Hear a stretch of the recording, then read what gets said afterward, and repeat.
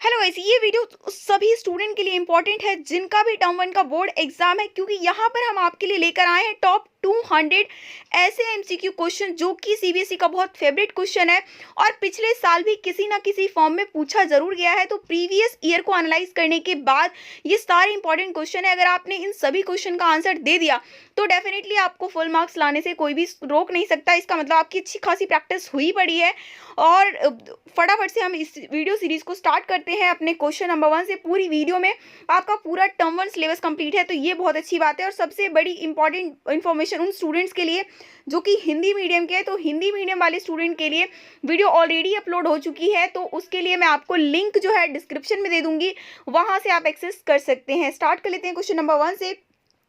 The first clear expression of European nationalism came with first clear expression जो expression आया था nationalism का European country में, तो वो उसके लिए कौन सा जो है इवेंट जो है उसके लिए जिम्मेदार था, ठीक है ना। ये क्वेश्चन हमसे पूछा हुआ है। तो फर्स्ट जो क्लियर एक्सप्रेशन आया था नेशनलिज्म का, जिसके बाद ही पूरे यूरोप वासियों में इस बात का जो है पूरी तरीके से फैल गया कि हम जो है सभी लोग जो है नेशनलिज्म को फॉलो करेंगे, और फिर एक होड़ सी मच गई। तो वो जो आपका इवेंट था that was French revolution. First question का ए ऑप्शन करेक्ट है। नेक्स्ट है the political and constitutional changes brought about by the French revolution. Political और कॉन्स्टिट्यूशनल चेंज कौन कौन से देखने को मिले आफ्टर दी फ्रेंच रिवॉल्यूशन। तो फ्रेंच रिवॉल्यूशन ने क्या किया, मोनार्की सिस्टम को एंड कर दिया। इसके अलावा जो है जो पावर है उसको ट्रांसफर कर दिया गया to a body of French citizen. Apart from this it proclaim that henceforth people will constitute the nation and shape its destiny. So all of the above were the changes brought by the French revolution. So second question का आपका D option correct है। Next है Napoleon invaded Italy in. Napoleon ने Italy पर आक्रमण कब किया, ठीक है ना। तो नेपोलियन ने इटली पर जो आक्रमण किया था that in the year was 1796, ठीक है। थर्ड का आपका सी ऑप्शन करेक्ट है। Next the civil code was also known as. Civil code का दूसरा नाम क्या था। सिविल कोड को लाया किसने था, नेपोलियन ने, जिस वजह से उसका नाम जो है ऑल्टरनेट नेम नेपोलियनिक कोड भी से भी जाना जाता है, ठीक है। नेक्स्ट क्वेश्चन है in which year did the English parliament seize power from the British monarchy. कौन से ईयर में ब्रिटिश पार्लियामेंट ने सारी जो पावर है वो ब्रिटिश मोनार्की से जो है छीन लिया था। तो वो हुआ था आपका 1688 में, 1688 के अंदर, ठीक है ना। Next question is a direct vote by which all the people of region are asked to accept or reject proposal. जब किसी प्रपोजल को एक्सेप्ट करने की बात हो या रिजेक्ट करने की बात हो, और जब सभी लोग उसमें पार्टिसिपेट करके डायरेक्ट वोटिंग करते हैं, तो उसके लिए कौन सा टर्म दिया जाता है। तो उसके लिए टर्म दिया जाता है प्लेबिसाइट, जिसको हिंदी में जनमत संग्रह भी बोलते हैं। Next question is which of the following is true with reference to romanticism. Romanticism को लेकर कौन सा पॉइंट बिल्कुल सही है। तो romanticism was a cultural movement, ठीक है ना। तो सेवंथ क्वेश्चन का आपका सी ऑप्शन करेक्ट है। The French nation was represented by which female allegory. French nation को रिप्रेजेंट किस फीमेल एलिग्री से किया गया था। तो फ्रेंच नेशन को रिप्रेजेंट किया गया था बाय मारियान, और जर्मनी नेशन को किया गया था बाय दी जर्मेनिया। यहाँ पर मैं आपको बता दूं सारे पॉइंट में अच्छी तरीके से आपको खोल खोल के एक्सप्लेन नहीं कर सकती हूँ, क्योंकि आपका रिवीजन एमसीक्यू है just before the board exam. में ये मान के चल रही हूँ कि आपने सब कुछ पढ़ा हुआ है, बस आपको क्विक जो है रिवीजन चाहिए, एक अच्छी खासी प्रैक्टिस चाहिए एग्जाम से पहले। अगर फिर भी आपको डिटेल वीडियो देखना है तो आप जो है एमसीक्यू सुपर सीरीज वाली चैप्टर वाइज जो है चैप्टर आप क्वेश्चन वहाँ से देख सकते हैं। वहाँ पर आपको सारे फैक्ट और सारे जो है डिटेल्स वहाँ से मिलेंगे। Next question is what were the big landowners of Prussia also known as. Prussia के अंदर जो बड़े बड़े लैंड ओनर्स थे उनको क्या बोला जाता था। तो उनको एक टर्म दिया गया था जंकर्स का, ठीक है ना। तो नाइन्थ क्वेश्चन का आपका बी ऑप्शन करेक्ट है। नेक्स्ट है which treaty recognised Greece as an independent nation in the year 1832। 1832 में कौन से ट्रीटी के बाद जो है ग्रीस एक इंडिपेंडेंट नेशन के रूप में उभर कर आया, ठीक है ना। तो वो जो हुआ था वो हुआ था ट्रीटी ऑफ कॉन्स्टेंटिनोपल। बहुत ही इंपॉर्टेंट क्वेश्चन है गाइस। वैसे तो मैंने सारे क्वेश्चन वही लिए हैं जो कि जो है सीबीएसई ने किसी भी तरीके से क्वेश्चन में पूछा हुआ है, चाहे वो 1 मार्क्स में पूछा हुआ हो, 2 मार्क्स में, किसी ना किसी तरीके से, और यही क्वेश्चन जो है आपके बोर्ड एग्जाम में बनेंगे। क्वेश्चन आपका 11 है which one of the following areas was the most serious source of nationalist tension in Europe after 1871। 1831 के बाद कौन सा वाला एरिया है जो सबसे ज़्यादा जो है ना most serious source of nationalist tension के रूप में उभरा, और बल्कि इसकी वजह से फर्स्ट वर्ल्ड वॉर हुआ। तो that was the Balkan area. 11th question का आपका ए ऑप्शन करेक्ट है। Which German philosopher claim that true German culture was to be found among the common people और डैश वॉल्क। किस जर्मन फिलोसोफर ने इस बात का दावा किया था कि जो ट्रू जर्मन कल्चर है ना वो हमें कहाँ देखने को मिलता है, कॉमन पीपल के बीच में ही देखने को मिलता है। और कॉमन पीपल को जो है दूसरा टर्म दिया गया था डैश वॉल्क के नाम से भी, तो ये भी टर्म आप याद रख सकते हो। और ये स्टेटमेंट किसने दिया था, जॉन गोटफ्राइड हर्डर ने, ठीक है ना। तो 12th क्वेश्चन का आपका डी ऑप्शन करेक्ट है। नेक्स्ट है हु वॉज जूसेppe मैज़िनी। जूसेppe मैज़िनी कौन थे, तो जूसेppe मैज़िनी वॉज एन मतलब रिवोल्यूशनरी थे और उनने इटली के लिए काफ़ी काम किया। तो आप यहीं से समझ गए होंगे, आपका 13 क्वेश्चन का बी ऑप्शन करेक्ट है। Who was proclaimed German emperor after its unification. जब जर्मनी का यूनिफिकेशन हो गया तो कौन से मतलब किसको राजा बनाया गया, तो बनाया गया था प्रशियन किंग विलियम फर्स्ट को, ठीक है ना। नेक्स्ट क्वेश्चन है who was proclaimed king of united Italy. जब इटली को का यूनिफिकेशन हुआ तो उसके बाद वहाँ पे किंग कौन बने, वहाँ पे बने विक्टर इमानुअल सेकेंड। नेक्स्ट है what was the main intention behind treaty of Vienna of 1815। 1815 में जो ट्रीटी ऑफ वियना हुआ उसका मेन इंटेंशन क्या था, मेन उद्देश्य क्या था, ठीक है ना। तो उनका मेन उद्देश्य था कि दोबारा से मोनार्की सिस्टम को रिस्टोर कर लिया जाए, ठीक है।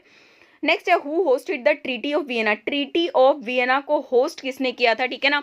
तो ट्रीटी ऑफ वियना को जिसने होस्ट किया था that was the person Duke Metternich, ठीक है ना, नाम याद रखना है। नेक्स्ट है what does a blindfolded women carrying a pair of weightage scale symbolise. मतलब एक ब्लाइंड फोल्डेड वुमेन जो कि हाथों में तराजू लेके तोलती है सिंबलाइज, तो वो किस चीज़ को सिंबलाइज करता है, तो वो किसका सिंबल है, जस्टिस का, न्याय का। इवन हमारे मतलब जितने भी कोर्ट होते हैं वहाँ पर भी उसी सिंबल को यूज़ किया जाता है। तो आपका 18 का सी ऑप्शन करेक्ट है। नेक्स्ट है what happen to Poland at end of 18th century, which of the following answer is correct. 18th century के बाद पोलैंड के साथ क्या हुआ, ठीक है ना। तो 18th सेंचुरी के बाद जो पोलैंड है उसको पार्टीशन कर दिया गया by the 3 great power, Russia, Prussia and Austria, ठीक है। तो 19 का आपका डी ऑप्शन करेक्ट है। नेक्स्ट है who said when France sneezes the rest of Europe catches cold. किसने ये स्टेटमेंट दिया था, जब फ्रांस चीखता है तो बाकी यूरोप को सर्दी लग जाती है। तो ये स्टेटमेंट भी किसने दिया था, ड्यूक मैटरनिक ने दिया था, ओके। तो 20 का आपका डी ऑप्शन करेक्ट हो गया। नेक्स्ट है who is called the patient of Europe. Europe का मरीज किसे कहा जाता है, तो यूरोप का जो मरीज है ना, patient of Europe is called Turkey, okay. Turkey को बोला जाता है। 21 का आपका ए ऑप्शन करेक्ट है। नेक्स्ट है which country literature and science was the source of inspiration for the Europeans. Europeans के लिए कौन से कंट्री के लिटरेचर और साइंस की जो बुक थी वो सोर्स ऑफ इंस्पिरेशन के रूप में वो काम करती थी, that was the nation Greece, जिसको हिंदी में यूनान भी बोलते हैं, ठीक है। 22 का आपका जो है आपका बी ऑप्शन करेक्ट हो गया। नेक्स्ट है Zollverein was an organisation of. Zollverein जो है किन लोगों का ऑर्गेनाइजेशन था, तो Zollverein was the organisation of merchants. व्यापारियों का जो है ना एक, उन्होंने भी अपना एक ऑर्गेनाइजेशन बना रखा था जिसका नाम क्या था, जेल्वेरिन।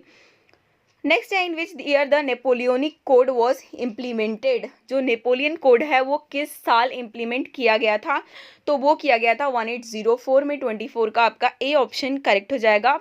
Italy and Germany are presently under which continent. Italy और जर्मनी जो है फिलहाल कौन से महाद्वीप या फिर कौन से कॉन्टिनेंट का हिस्सा है, तो वो है क्या, यूरोप के हैं, यूरोपियन कंट्री है, ठीक है ना। नेक्स्ट है when did treaty of Frankfurt takes place. जो ट्रीटी ऑफ फ्रैंकफर्ट की संधि जो है कब हुई थी, ठीक है ना, ये हमसे क्वेश्चन में पूछा हुआ है। तो ये हुई थी 1871 के अंदर, ये आपको याद रखना है। नेक्स्ट क्वेश्चन है who among the following was against the unification of Italy and Germany. इनमें से कौन सी कंट्री ऐसी थी जो कि इटली और जर्मनी दोनों की यूनिफिकेशन के अगेंस्ट खड़ी हुई थी, तो that country was Austria. Next question है who followed the policy of blood and iron. Blood and iron की नीति को किसने फॉलो किया था, तो इस नीति को फॉलो किया था बिस्मार्क ने। और बाद में देखोगे कि इंडिया में जब बलबन जब राजा बना था तो उसने भी इस नीति को फॉलो किया था। Next question is Greece was declared as independent nation. Greece को एक इंडिपेंडेंट नेशन कब डिक्लेयर किया गया था, ठीक है, ये हमसे क्वेश्चन में पूछा हुआ है। तो Greece was declared an independent nation in 1832। Next है which institution of France had hanged Louis 16 and his queen. कौन से इंस्टीट्यूशन ने जो राजा थे फ्रेंच रिवॉल्यूशन के टाइम पे लुई 16वें और उनकी क्वीन को फांसी दिया था, तो उस इंस्टीट्यूशन का नाम क्या है, कन्वेंशन, ठीक है। 30 का आपका सी ऑप्शन करेक्ट है। नेक्स्ट है what type of government was establish in France after the revolution of 1830। 1830 की क्रांति के बाद फ्रांस में किस टाइप के गवर्नमेंट का इस्टेब्लिशमेंट होता है, तो मोनार्की सिस्टम पहले भी था लेकिन रिवॉल्यूशन के बाद एक कॉन्स्टिट्यूशनल मोनार्की सिस्टम का फॉर्मेशन वहाँ पर होता है। तो 31 का आपका बी ऑप्शन करेक्ट है। Who among the following was a member of Jacobin club, Jacobin club का इनमें से कौन सा जो है मेंबर थे। तो जैकोबिन क्लब तो यूरोपियन कंट्री में उस टाइम बना ही था, लेकिन उससे हमारे जो इंडिया के एक राजा थे वो काफ़ी इन्फ्लुएंस हुए और उन्होंने भी जैकोबिन क्लब की स्थापना करी और खुद उसके मेंबर भी बन गए, दैट वाज टीपू सुल्तान। तो 32 का आपका ए ऑप्शन करेक्ट है। To what post was count Cavour appointed by Victor Emmanuel, Victor Emmanuel ने काउंट कावूर को किस पोस्ट पे अपॉइंट किया था। तो काउंट कावूर को बनाया गया था प्राइम मिनिस्टर। 33 का आपका सी ऑप्शन करेक्ट है। हु हैड फॉर्म्ड लाल कुर्ती, लाल कुर्ती नाम का जो ऑर्गेनाइजेशन है उसको फॉर्मेशन किसने किया था, ठीक है ना, तो उसको फॉर्मेशन किया था गैरीबाल्डी ने। Who is called the cradle of European civilisation, European civilisation का पालना, क्रेडल किसको बोला जाता है, कौन सी कंट्री को बोला जाता है, तो दैट कंट्री इज ग्रीस, यानी हिंदी में यूनान बोलते हैं। नेक्स्ट है when did treaty of Versailles take place, Versailles की संधि जो है वो कब हुई थी, तो वो हुई थी 1919 में। Who was called the sword of the unification of Italy, मतलब इटली के एकीकरण के समय जो है ना, इटली के एकीकरण का तलवार की जो उपाधि है वो किसको दी गई थी, तो वो दी गई थी गैरीबाल्डी को। 37 का आपका सी ऑप्शन हो जाएगा correct. At the time of revolution of 1789 who was the emperor of France, जब 1789 में रिवोल्यूशन हुआ, क्रांति हुई, तो उस टाइम पे फ्रांस का जो है राजा कौन था, ठीक है ना। हालांकि ये क्वेश्चन मैंने आपके साथ ऑलरेडी डिस्कस कर दिया है कि फ्रेंच रिवोल्यूशन के टाइम पे वहाँ के जो राजा थे वो कौन थे, लुइस 16, ठीक है ना, लुइस 16वें। तो 38 का आपका ए ऑप्शन हो गया करेक्ट। नेक्स्ट है in which year French women got suffrage, कौन से साल में फ्रेंच की महिलाओं को वोट देने का अधिकार प्राप्त हुआ, तो वो हुआ था काफ़ी लेट, इन 1945, 1945 में। नेक्स्ट क्वेश्चन है who founded young Europe and young Italy, young Europe और यंग इटली दोनों ऑर्गेनाइजेशन को फाउंड किया था यूसेफ मैजनी ने। तो 40 क्वेश्चन का आपका ए ऑप्शन करेक्ट है। Which among the following is a type of resources classified on the basis of exhaustibility, resources को बहुत तरीके से क्लासीफाई किया गया है।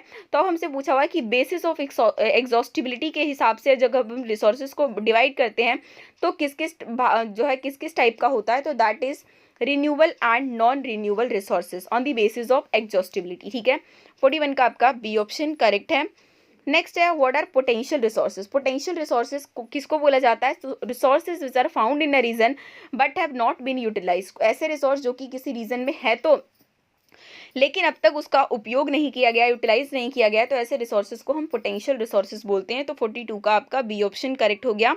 नेक्स्ट है the oceanic resource beyond 200 kilometre of exclusive economic zone can be termed as which of the following type of resources, तो इस टाइप के रिसोर्सेज को जो कि किसी भी कंट्री का जो है 200 किलोमीटर तक जो है एक्सक्लूसिव इकोनॉमिक जोन बनाया गया है, उसके बाद में जो भी रिसोर्सेज होगा ओशन में तो उसको इंटरनेशनल रिसोर्सेज माना जाता है, ठीक है। तो 43 का आपका डी ऑप्शन करेक्ट हो गया। How can the resources be classified on the basis of their origin, origin के हिसाब से जो है रिसोर्सेज को किस तरीके से डिवाइड किया जाता है, तो on the basis of origin resources are classified as biotic and abiotic. तो 44 का आपका ए ऑप्शन करेक्ट है।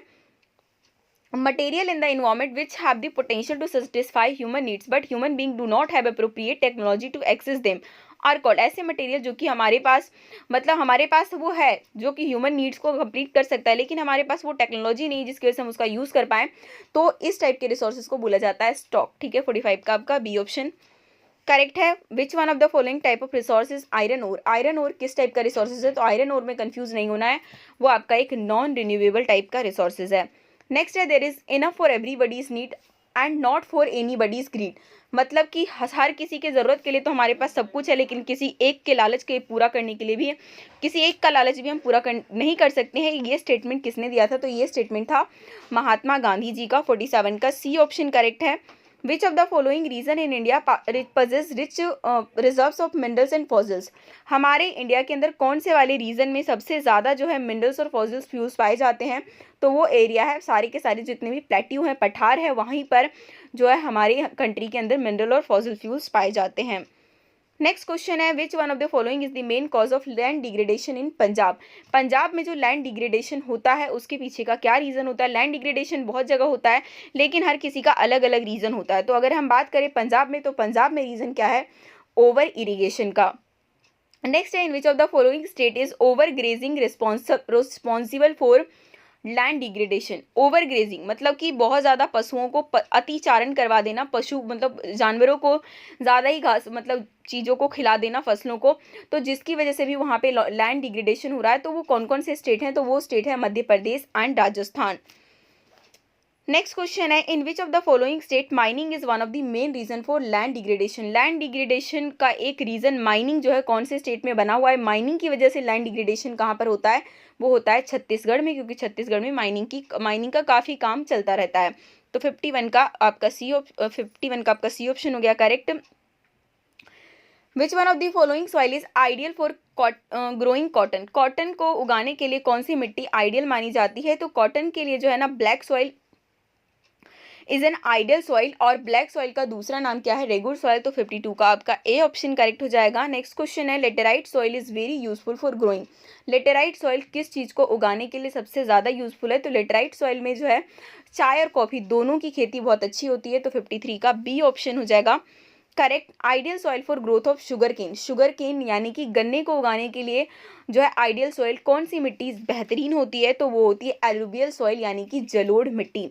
नेक्स्ट है, what is the most common soil of northern India. Northern India के अंदर मोस्ट कॉमन सॉइल मतलब नॉर्थर्न इंडिया जो है ना कंप्लीटली उसी सॉइल से ही बना हुआ है, और जिसकी वजह से ही नॉर्थर्न इंडिया इतनी फर्टाइल है, और जितनी भी गेहूं चावल जैसी चीज़ें हैं सब यहीं पर सबसे ज़्यादा प्रोडक्शन होता है। और तो नॉर्थर्न सॉइल में आप समझ गए होंगे कौन सा सॉइल है, एलुवियल सॉइल। जितनी भी मतलब हमारे यहाँ रिवर है, गंगा और ब्रह्मपुत्र सिंधु नदियाँ थोड़ी सी इधर से पास होती है, तो वहीं से जो है ना चीज़ें आती हैं, और वहीं से जो है एलुवियल सॉइल का निर्माण होता है, ठीक है ना। तो वही जो है आपका पूरा नॉर्थर्न इंडिया को कवर करके रखा हुआ है। तो 55 का आपका सी ऑप्शन हो गया correct. Which one of the following term is use to identify the old and new alluvial soil respectively. अब एलुवियल सॉइल को ना दो नाम दिया गया है, न्यू वाले को अलग, ओल्ड वाले को अलग। तो ओल्ड वाले को बोलते हैं बांगर और नए वाले को बोलते हैं खादर, ठीक है ना। तो 56 का आपका सी ऑप्शन हो जाएगा करेक्ट। नेक्स्ट क्वेश्चन है, the soil which develops in areas with high temperature and heavy rainfall.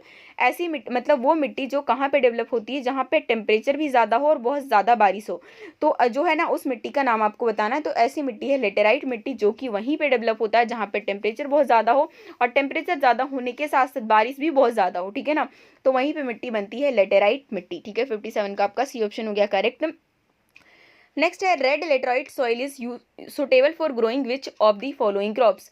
लाल जो रेड लेटेराइट मिट्टी है वो किसको उगाने के लिए आइडियल मानी जाती है, सुटेबल मानी जाती है, दैट इज कैश्यू नट। काजू की खेती जो है रेड लेटेराइट सॉइल में बहुत ही अच्छी होती है। तो 58 का आपका डी ऑप्शन हो रहा है करेक्ट। नेक्स्ट है, where is black soil mostly found. Black soil काली मिट्टी जो है सबसे ज़्यादा कहाँ पे पाई जाती है, तो ब्लैक सॉइल जो है हमारे इंडिया के अंदर प्लेट्यू ऑफ महाराष्ट्र, सौराष्ट्र, मालवा, मध्य प्रदेश और छत्तीसगढ़, इस वाले एरिया में ब्लैक सॉइल फैला हुआ है। नेक्स्ट है, where are red soil mostly found. लाल मिट्टी जो है कहाँ पे पाई जाती है, ठीक है ना। तो जो लाल मिट्टी पूरा फैला हुआ है वो डेक्कन प्लेट्यू में और उड़ीसा के कुछ हिस्सों में जो है ये पूरा का पूरा जो है ये रेड सॉइल का ही जो है पूरा एरिया है।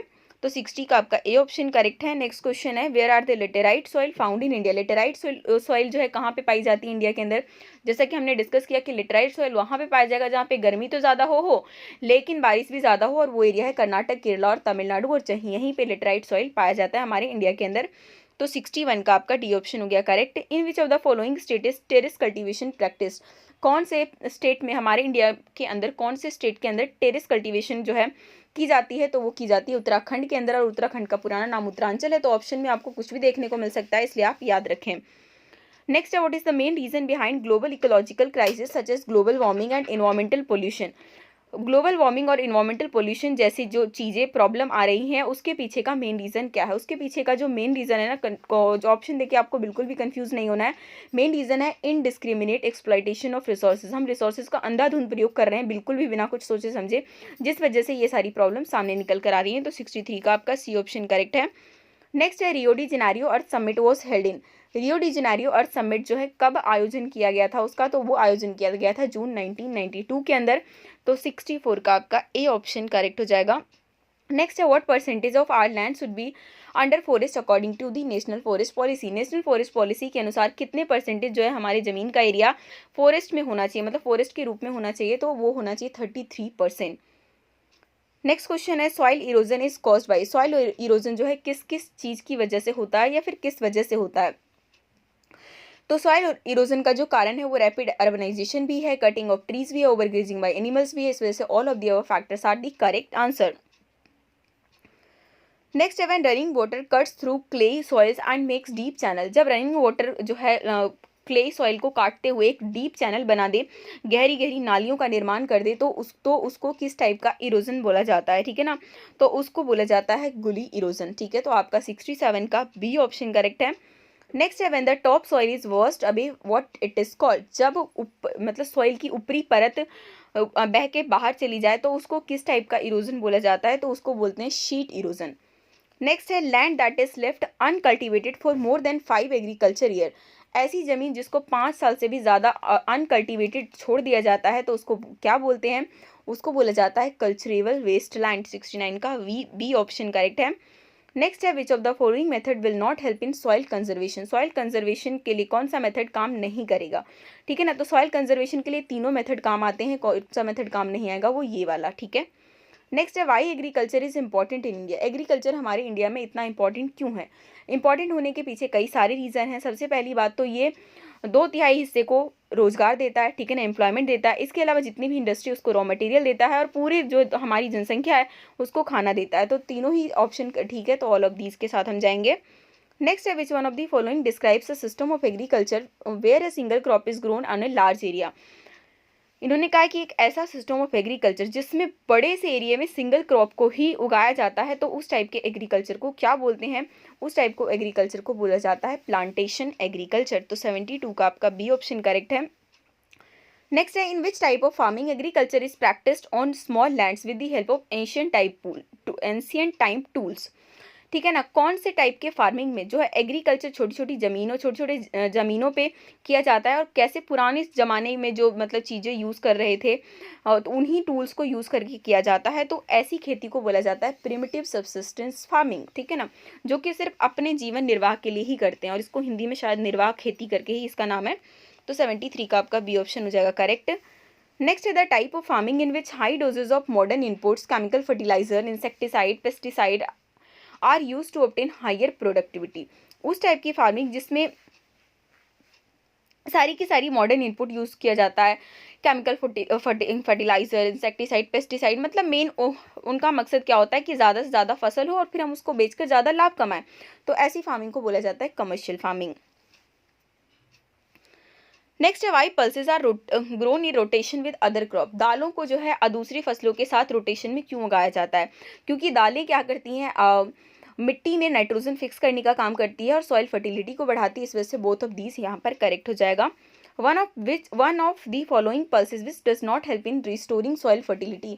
सॉइल फर्टिलिटी को रिस्टोर करने में कौन सी दाल काम नहीं आती है, तो आपको बता दें कि अरहर जो दाल है ना, वो जो है ना तो नाइट्रोजन फिक्स करती है और ना ही जो है सॉइल फर्टिलिटी को बढ़ाने का काम करती है, और जिस वजह से किसान जो है अरहर उगाना नहीं चाहते हैं, ठीक है ना। तो 76 का डी ऑप्शन हो गया करेक्ट। नेक्स्ट है which of the following is kharif crop. Kharif crop इनमें से कौन सा है, तो खरीफ के अंदर राइस भी है, मेज भी है, उड़द भी है, तो आपका ऑल ऑफ दीज करेक्ट हो जाएगा।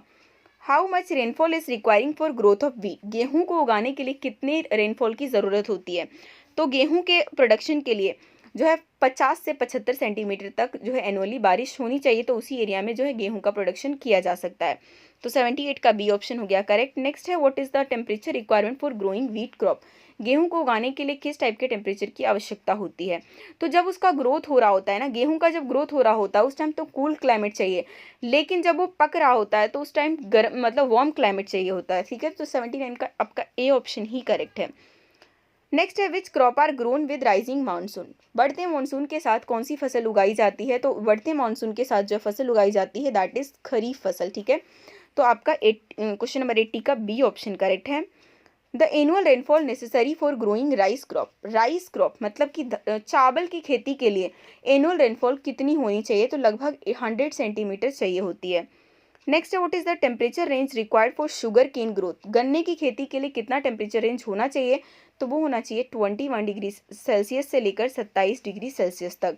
तो 82 का आपका बी ऑप्शन करेक्ट है। नेक्स्ट है what environmental condition require for growth of rubber. Rubber के प्रोडक्शन के लिए कौन से इन्वायरमेंटल कंडीशन की ज़रूरत होती है? तो रबर के प्रोडक्शन के लिए सबसे बड़ी बात कि वहाँ का क्लाइमेट मॉइस्ट और ह्यूमिड होना चाहिए, टेम्परेचर 25 डिग्री सेल्सियस से ज़्यादा होना चाहिए और रेनफॉल जो है 200 सेंटीमीटर के लगभग होना चाहिए। तो ये तीनों ही कंडीशन इंपॉर्टेंट है for the growth of rubber. तो 83 का डी ऑप्शन करेक्ट है। नेक्स्ट है cotton is crop of, cotton जो है किस सीजन का एक क्रॉप है? कॉटन को कपास भी बोलते हैं। तो ये जो है एक खरीफ सीजन में उगाई गई फसल है। आपसे एग्जाम में पूछते हैं जानबूझ के, क्योंकि चावल गेहूं तो आप सब याद रख लेते हो, लेकिन और चीज़ें आप याद नहीं रखते हो, जिस वजह से ये क्वेश्चन जो है आपसे घुमा के पूछ लिया जाता है। तो आपको याद रखना है कि कॉटन की खेती तभी होती है जब चावल की खेती होती है, और चावल क्या है, खरीफ है, तो कॉटन भी आपका उसी के अंदर आ जाएगा। 84 का सी हो जाएगा। नेक्स्ट है what environmental condition is needed for cotton growth, cotton की खेती के लिए कौन सा इन्वायरमेंटल कंडीशन होना चाहिए? सबसे बड़ी बात ये तो आप सभी को पता है कि कॉटन की खेती ब्लैक सॉइल में होती है, जो कि रिच इन ह्यूमस होता है उसके लिए, और साथ ही साथ ब्राइट सनशाइन के साथ लाइट रेनफॉल भी चाहिए। तो ये कॉटन की ग्रोथ के लिए तीनों कंडीशन फुलफिल होना चाहिए। ऑल ऑफ दीज करेक्ट हो जाएगा। Which of the following crops are grown in rabi season, rabi season में इनमें से कौन सी फसलें उगाई जाती हैं? तो रबी सीजन में बार्ले, वीट, मस्टर्ड, तीनों के तीनों ही फसलें रबी सीजन की हैं। तो ऑल ऑफ दीज करेक्ट हो जाएगा। नेक्स्ट है a short season during the summer month between the rabi and the kharif crop, rabi और खरीफ क्रॉप के बीच में जो है थोड़ा सा 1-2 महीने का गैप आता है, उसमें भी कई सारी फसलें उगा ली जाती हैं। तो उस सीजन को क्या बोला जाता है? उस सीजन को जायद सीजन, और उस टाइप जो फसलें उगाई जाती है उसको जायद जो है क्रॉप भी बोलते हैं। ठीक है, तो आपका ए या बी ऑप्शन हो जाएगा करेक्ट। नेक्स्ट है what is procurement price, procurement price जो है एक एश्योर्ड प्राइस है, जो कि गवर्नमेंट डिसाइड करती है कि हाँ, फसल उगाने से पहले डिसाइड कर लेती है कि इस फसल को हम इतने दाम में खरीदने को तैयार हैं, चाहे आप कितने ही अमाउंट में क्यों ना बेचें। तो और ये किसके साथ होता है एग्रीमेंट? फार्मर और गवर्नमेंट के बीच में होता है, इसलिए आपका 88 का बी ऑप्शन करेक्ट है। नेक्स्ट है what is mean by poverty line, गरीबी रेखा से क्या समझते हैं? Poverty line signifies minimum income needed to get necessities of life such as food, shelter and cloth, रोटी, कपड़ा और मकान के लिए जितना कम से कम, जितना मिनिमम इनकम की ज़रूरत होती है ना, उसी को पावर्टी लाइन सेट कर दिया गया। अगर किसी बंदे की इनकम उससे भी कम है तो उसको फिर बीपीएल के अंदर कंसिडर किया जाता है। नेक्स्ट है which of the following is dominant sector in terms of employment, employment के मतलब कि टर्म्स में देखें तो कौन सा सेक्टर डोमिनेट सेक्टर है, मतलब सबसे ज़्यादा रोजगार कौन सा सेक्टर प्रोवाइड करता है? तो सबसे ज़्यादा जो एम्प्लॉयमेंट है एग्रीकल्चर सेक्टर प्रोवाइड करता है। हालांकि अगर आपसे पूछे कि जीडीपी में किसका सबसे ज़्यादा इंपॉर्टेंट योगदान है, तो वो सर्विस सेक्टर का है, लेकिन एम्प्लॉयमेंट में अभी भी एग्रीकल्चर सेक्टर ही है। नेक्स्ट है what is the objective of national food security system, national food security system का क्या मेन उद्देश्य है? तो मेन उद्देश्य तो उसका ये है कि सबको खाना मिले, उसके अलावा increasing the agriculture production, fixing the procurement price, all of these are the correct answer. Next है what is green revolution, green revolution क्या है? ग्रीन रेवोल्यूशन जो है लाया गया था लगभग 1960-70s के आसपास में, ठीक है ना, जब हमारे यहाँ चावल गेहूँ जैसी चीज़ों को भी हमें दूसरी कंट्री से इंपोर्ट करना पड़ता था। तो जिस वजह से ग्रीन रेवोल्यूशन इंट्रोड्यूस किया गया इस बात को लेकर कि हम क्या करेंगे, हाई यील्डिंग सीड्स का प्रयोग करेंगे, मॉडर्न इरीगेशन टेक्नोलॉजी यूज़ करेंगे, केमिकल फर्टिलाइजर, इन सबों को यूज़ करके फूड ग्रेन का प्रोडक्शन बढ़ाएंगे। ठीक है, तो वही था ग्रीन रिवोल्यूशन। तो 92 का आपका बी ऑप्शन करेक्ट हो गया। What environmental condition require for production of T, चाय के उत्पादन के लिए कौन सा इन्वायरमेंटल कंडीशन होना चाहिए? तो उसके लिए हाई रेनफॉल चाहिए, डीप एंड फर्टाइल सॉइल चाहिए, warm and frost free climate चाहिए। ऑल ऑफ दीज आपका करेक्ट हो जाएगा। नेक्स्ट है which of the following variety of coffee is produced in India, India के अंदर कौन सी वेराइटी की कॉफ़ी का प्रोडक्शन होता है? तो हमारे इंडिया के, देखिए ये सारे के सारे जो फेमस वेराइटी है कॉफ़ी के, लेकिन हमारे इंडिया के अंदर अरेबिका नाम की जो है कॉफ़ी का प्रोडक्शन होता है। और आपसे पूछे कि कॉफ़ी का प्रोडक्शन सबसे पहले हमारे इंडिया में कहाँ से शुरू हुआ, तो बाबा बुदन की पहाड़ियों से शुरू हुआ था। नेक्स्ट है rearing of silk worm for the production of silk fibre, तो इसको क्या बोला जाता है? सेरीकल्चर बोला जाता है। और बहुत ही इंपॉर्टेंट क्वेश्चन है, ठीक है ना, कंफ्यूज आपको इन चीज़ों में नहीं होना है, सिल्क कल्चर में या फिर पिसिनो मोनोकल्चर में एंड ऑल, इसमें आपको कंफ्यूज नहीं होना है। नेक्स्ट है which one of the following crop is known as golden fibre, golden fibre के नाम से किसको जाना जाता है? तो जूट जो है उसको गोल्डन फाइबर के नाम से जाना जाता है। नेक्स्ट है which of the following are known as the coarse grain, coarse grain के नाम से किसे जाना जाता है? तो कोर्स ग्रेन आर मतलब कि अभी तो फिलहाल जो है जानवर को खिलाने में यूज़ किया जाता है, लेकिन पहले इसको इंसान भी खाते थे जब चावल गेहूं का इतना प्रोडक्शन नहीं होता था।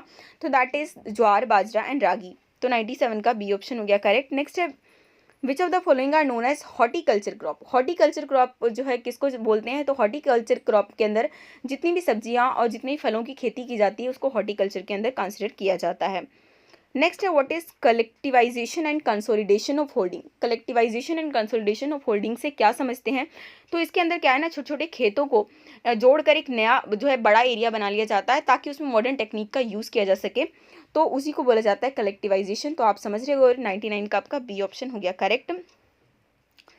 और अब question number 100, why agriculture is becoming less profitable. जो एग्रीकल्चर है वो कम लाभदायक क्यों होता जा रहा है, क्यों, क्योंकि जो है गवर्नमेंट इसमें इन्वेस्टमेंट उतना नहीं करती है जितना कि उसको करना चाहिए। ठीक है, तो 100 का आपका ए ऑप्शन करेक्ट हो गया। बाकी के जो गाइस बचे वो 100 क्वेश्चन है वो हम करेंगे नेक्स्ट वीडियो में। तब तक वीडियो को लाइक करिए, अपने दूसरे दोस्तों के साथ शेयर कीजिए और टेंशन मत लीजिए, जैसे ही वो वीडियो डलेगा उसका जो मैं लिंक है वो डिस्क्रिप्शन में डाल दूंगी, क्योंकि आप में से कई स्टूडेंट्स हैं जिनको फाइंड आउट करने में दिक्कत हो जाती है, इसलिए जैसे ही वो वीडियो डलता है तो उसका डिस्क्रिप्शन में मैं आपको लिंक दे दूंगी, वहाँ से आप उसको एक्सेस कर पाएँ।